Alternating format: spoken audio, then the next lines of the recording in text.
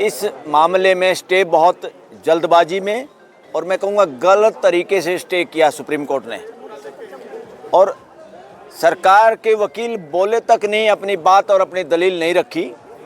और ये मौका था सुप्रीम कोर्ट के पास भी कि भाई जिन अपराधों को तुम रोक नहीं पा रहे, पुराने रेगुलेशन रोक नहीं पा रहे, वो नए रेगुलेशन बने हैं, तुम्हारी अपने डायरेक्शन पे बने हैं, उनको कम से कम एक बार लागू तो होने दिया जाए। ये जो षड्यंत्र हुआ, जो इसके खिलाफ आंदोलन करने की जो बातें करी, एक षड्यंत्र था, सोची समझी साजिश थी, और उस साजिश का शिकार एक तरह से ज़्यादातर वकीलों का मानना है सुप्रीम कोर्ट भी उसी का शिकार रही, या कहीं ना कहीं सुप्रीम कोर्ट इस मामले में न्याय नहीं कर पाई, बल्कि उसका स्टे देश के लिए अन्याय साबित हो रहा है। तो जिस लेकिन कह रहे हैं कि आप जैसे लोग समाज को बांट रहे हैं, देश को नफरत फैला रहे हैं। देश को जोड़ने की ड्यूटी हर एक नागरिक की फंडामेंटल ड्यूटी है, और सबसे ज़्यादा समाज को बांटने वाले वो लोग होते हैं जो सत्ता में बरकरार रहना चाहते हैं, बनाए रखना चाहते हैं। डेमोक्रेसी एक वोट या एक ज़्यादा वोट का मसला नहीं है। डेमोक्रेसी का असली मतलब है पूरे तंत्र को जोड़े रखना, व्यवस्था बनाए रखना, देश में मानवीय व्यवस्था स्थापित करना। लोकतंत्र का असली मतलब है पूरे लोग, पूरे समाज को जोड़े रखना, तोड़ना नहीं। वोट की राजनीति करके भी तोड़ना नहीं, जाति की राजनीति करके, रिलीजन की राजनीति करके तोड़ना नहीं होता। मगर आज के माहौल में ज़्यादातर, और आज जो सत्ता में जो लोग बैठे हुए हैं या उसके पीछे जो संगठन है, उनकी मानसिकता और विचार ही संकीर्ण है, बौने हैं। वो डिवीज़न के अलावा उनका गुजारा नहीं, क्योंकि ये सारा का सारा आज जो सत्ता में जो लोग हैं, इसके पीछे जो संगठन है, वो वर्णवादी विचार पे स्थापित है, और वर्णवादी विचार ज़बरदस्ती, चोरी चकारी, शोषण से, दमन से, सप्रेशन करके, अत्याचार करके शासन में बने रहने का नाम है वर्णवाद। और वर्णवाद को जो बरकरार रखना चाहते हैं वो डेमोक्रेटिक हो नहीं सकते, वो डेमोक्रेसी के विरोध में है, और गलती से इस तरह के लोगों के हाथों में देश की व्यवस्था चलाने की जिम्मेदारी है, और वह व्यवस्था को शासन की तरह चला रहे हैं। लोगों की आवाज़ नहीं सुन रहे, लोगों की आवाज़ दबा रहे हैं। देश का नंबर 180 देशों में इंडिया 162 से लेकर 165वें नंबर पे खड़ा है।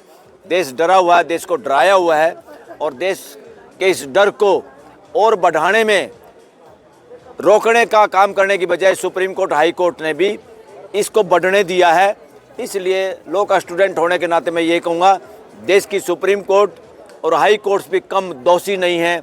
देश के लोगों के फंडामेंटल राइट और ख़ास तौर पे बोलने और जीने के अधिकार के प्रति जिस तरह से इंडेक्स में नंबर हमारा पिछड़ता जा रहा है, वो एक खतरनाक स्थिति है।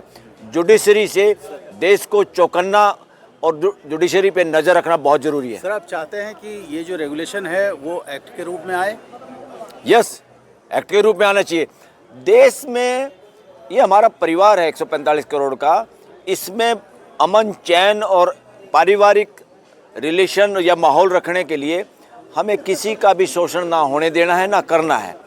ऐसे किसी भी काम को रोकने के लिए, शोषण को रोकने के लिए कोई भी कानून बनाना पड़े, उसका हम सबको स्वागत करना ही चाहिए।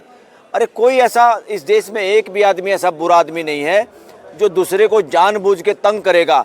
हाँ, कोई नासमझी में किसी को झूठी एप्लीकेशन देता है, तंग करने की कोशिश करता है, दुरुपयोग करना चाहता है कानून का, उसके खिलाफ कानून में पहले से प्रावधान है।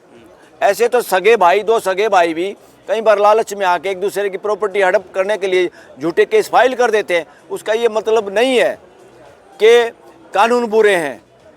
आदमी कुछ गलती कर सकता है, इसलिए उसको गलती को रोकने के लिए कानून में प्रावधान थे, हैं, आज भी हैं।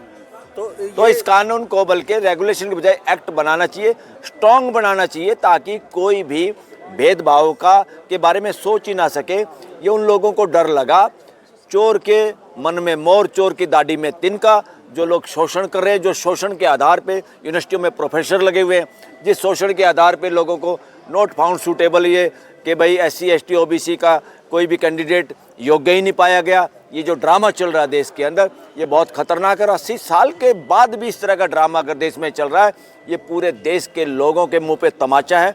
डेमोक्रेसी के विनाश की ओर देश जा रहा है। डेमोक्रेसी का मतलब अभी देश को और खुल के समझाना होगा, और उसका कार्यान्वयन जुडिशरी को भी मजबूती से करवाना चाहिए। जुडिशरी अपनी ड्यूटी नहीं कर पा रही है। जुडिशरी के अंदर मैं बार बार कह चुका हूँ, वर्णवादी मानसिकता का कब्जा है। इस कब्जे को तोड़ना है, बिल्कुल धराशायी करना है इस कब्जे को।